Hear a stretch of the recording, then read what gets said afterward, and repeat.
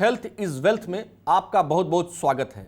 ये जो आर्थराइटिस की समस्या है, इसको कैसे दूर किया जा सकता है, इन सभी मुद्दों पर बातचीत करने के लिए आज हमारे साथ doctor group captain Sandeep Gupta, जो टेंडर पाम हॉस्पिटल में निदेशक ऑर्थोपेडिक्स एंड जॉइंट रिप्लेसमेंट के तौर पर कार्यरत है, मौजूद है। सर, हमारे कार्यक्रम में आपका बहुत बहुत स्वागत है। डॉक्टर साहब, आज वर्ल्ड आर्थराइटिस डे पर सबसे पहले हम आपसे ये जानना चाहते हैं कि आपके पास रोजाना कितने मरीज ऐसे आते हैं जिन्हें घुटनों का दर्द होता है या आर्थराइटिस की समस्या होती है, और साथ ही हम ये आपसे जानना चाहेंगे कि क्या यह केवल बुजुर्गों की बीमारी है या युवाओं में भी अब ये होने लगा है।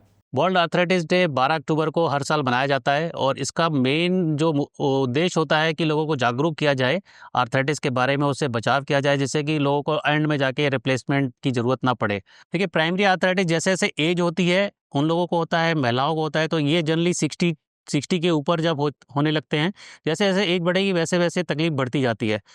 कुछ ऑटोइम्यून डिजीज़ है उसमें यंग एज में भी, तो कोई भी ऐसा एज नहीं है कि जिसमें किसमें आर्थराइटिस नहीं हो सकती है। तो आपको अगर हेरिडिटरी है, प्रॉब्लम्स हैं, फैमिली हिस्ट्री है कुछ, तो आपको शुरुआत से ही प्रिकॉशंस लेना जरूरी हो जाएगा। डॉक्टर साहब, आम लोगों की भाषा में बताइए कि आर्थराइटिस आखिर होता क्या है। हमारी हड्डी के जो एंड होते हैं वहाँ पे जाके जोड़ बनता है। जोड़ के ऊपर एक कार्टिलेज की कवरिंग होती है और एक कुशन होता है।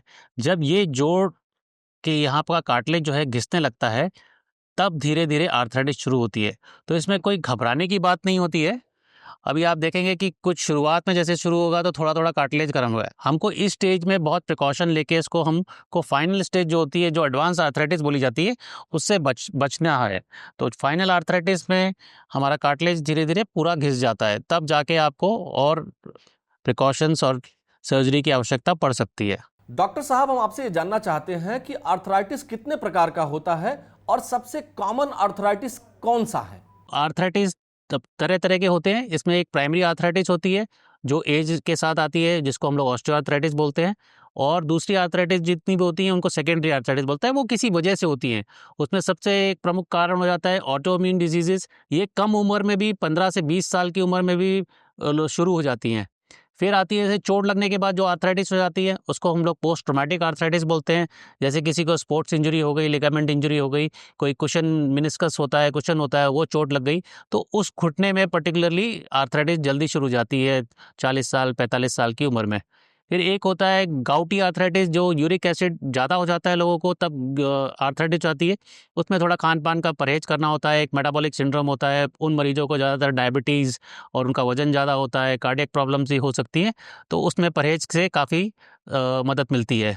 एक होता है सोराइटिक आर्थराइटिस, जिसमें स्किन की प्रॉब्लम्स होती है। 7% मरीजों को इसमें आर्थराइटिस हो सकती है। डॉक्टर साहब, क्या आर्थराइटिस जेनेटिक होता है? अगर फैमिली में किसी को है तो उसके परिजन को भी यह हो सकता है या उसके बच्चे को भी यह हो सकता है? जी, बहुत ऑटोइम्यून डिजीजेज भी हेरिडिटरी चलती हैं। कभी कभी होता है दोनों भाई, दोनों सिबलिंग्स को प्रॉब्लम हो रखी है या एक पेरेंट्स को प्रॉब्लम थी। और जो प्राइमरी ऑस्टियोआर्थराइटिस भी होती है वो भी हेरिडिटरी ज़्यादा होती है। जैसे किसी एक पेरेंट्स को थी तो चांसेस होता है कि उस फैमिली में। तो ऐसे में यही आपको प्रिकॉशन देना है कि आपके फैमिली मेम्बर्स में किसी को भी ये प्रॉब्लम है तो आपको सावधानी शुरू से बरतनी है, उसको लापरवाही नहीं करनी है। डॉक्टर साहब, बात करते हैं अब कारणों की। आर्थराइटिस का कारण क्या होता है? देखिए, जो प्राइमरी आर्थराइटिस है उसका कारण रहता है, एक होता है मोटापा। जो मोटापा एक ओनली ऐसा फैक्टर है जो आपके कंट्रोल में है, जो मॉडिफाइबल फैक्टर कहा जाता है। मतलब आप इसको कंट्रोल करेंगे तो आपकी आर्थराइटिस थोड़ी कम हो सकती है। बाकी जैसे आप बताया मैंने, हेरिडिटरी है, फैमिली में जिसको चल रहा है तो उनके लोगों को ज़्यादा चांसेस होते हैं। फिर चोट लगने के बाद हो जाता है, एक रिस्क फैक्टर होता है, आपने उसकी इलाज ठीक से नहीं कराया तो उसमें ज़्यादा हो जाती है।